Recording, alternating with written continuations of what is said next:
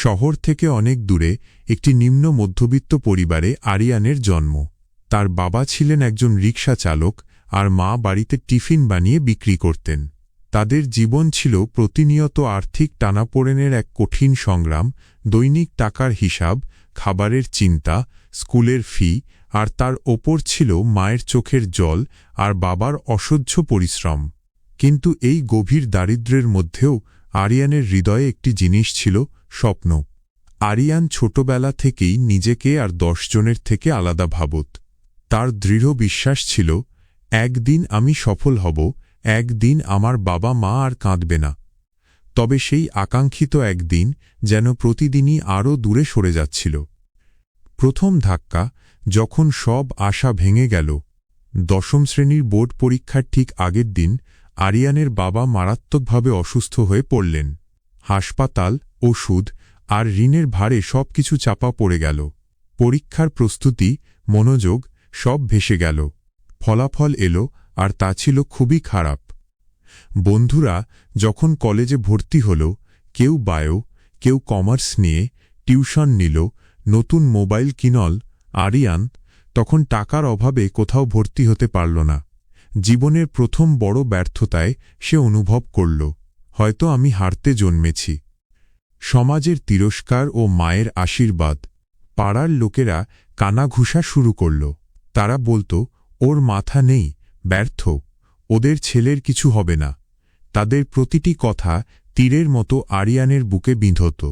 একদিন রাতে তার মন ভাঙা দেখে মা তাকে বললেন, বাবা, আমাদের জন্য চিন্তা করো না, তুমি যেটা ভালোবাসো সেটা করো, জীবনে হেরে যেও না। কিন্তু হতাশা আরিয়ানের মনকে গ্রাস করেছিল। তার মনে একটাই প্রশ্ন ঘুরছিল, ভালোবাসা নিয়ে পেট চলবে? দিন পরিবর্তনের শুরু, একটি নতুন পথের সন্ধান। একদিন আরিয়ান বাসের অপেক্ষায় রাস্তায় দাঁড়িয়েছিল। পাশে ছিল এক বড় কোম্পানির অফিস। হঠাৎ তার চোখ পড়ল একজন সাধারণ ডেলিভারি বয়ের দিকে। সে হাসিমুখে মোটর বাইকে করে গেটের ভেতর ঢুকছে, গলায় আইডি কার্ড, ইউনিফর্ম পরা। পাশের গার্ডরা আলোচনা করছিল, এ মাসে ও বোনাস পেয়েছে, খুব ভালো কাজ করছে নাকি। আরিয়ানের মাথায় যেন বজ্রপাত হল, আমি পড়াশোনা না পারলে কি কাজ পারব না? যদি আমি কোথাও কাজ শুরু করি, একদিন বড় হব না? সেই রাতেই অনেক খোঁজাখুঁজি করে অনলাইনে চাকরির খোঁজ করল। শেষমেশ একটি দোকানে ডেলিভারি বয়ের চাকরি পেল।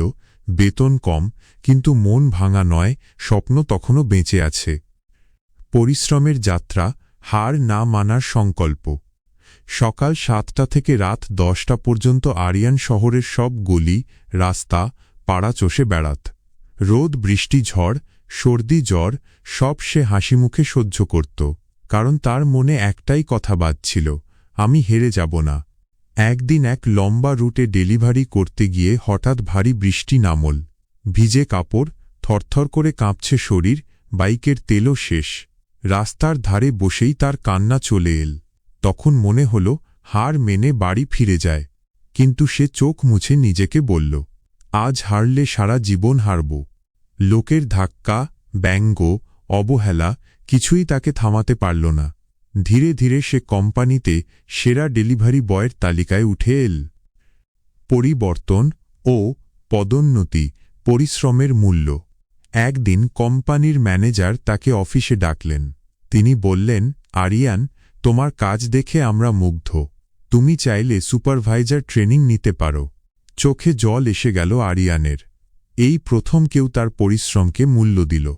ট্রেনিং, কাজ, পরিশ্রম, শৃঙ্খলা এই সবের মাধ্যমে কয়েক মাস পর সে সুপারভাইজার পদে পদোন্নতি পেল। বেতন বাড়ল, বাড়িতে নতুন রিকশা দেওয়া হল, মায়ের দোকানে ফ্রিজ এলো, সংসারে হাসি ফিরল। তবুও আরিয়ান থামল না। রাতের বেলায় সে অনলাইনে পড়াশোনা শুরু করল, business management, customer service, team leadership. সবার উপহাস সহ্য করেও সে শিখতে থাকল। সফলতার মুহূর্ত, স্বপ্নের চূড়ায়। 5 বছর পর কোম্পানি নতুন শাখা খুলল। আরিয়ানকে বলা হল, এই শাখার ম্যানেজার তুমি। তার বাবা মা আনন্দে চোখের জলে ভেসে গেলেন। যে ছেলেকে পাড়ার মানুষ বলেছিল কিছু হবে না, আজ সে ৭০ জন স্টাফ পরিচালনা করে নিজেদের ফ্ল্যাট কিনেছে এবং বাবা মাকে নিয়ে ঘুরতে যায়। গল্পের শিক্ষাটি: জীবন হয়তো কারও প্রতি কখনোই ন্যায্য নয়। কেউ জন্ম থেকেই সুবিধা পায়, কেউ বা যুদ্ধ করে বাঁচে।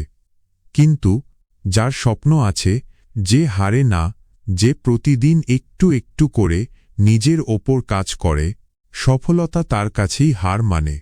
আরিয়ান এক কথা কখনোই ভুলেনি। হাসিমুখে কষ্ট করা মানে হার মানা নয়, বিজয়ের প্রস্তুতি। মনে রাখো, কেউ তোমাকে বিশ্বাস না করলে সমস্যা নেই, কিন্তু নিজেকে বিশ্বাস না করলে সব শেষ। কষ্ট, ব্যর্থতা, কান্না সবই জীবনের অংশ। জীবনের প্রতিটা অন্ধকার আসলে তোমাকে আলো দেখানোর সুযোগ।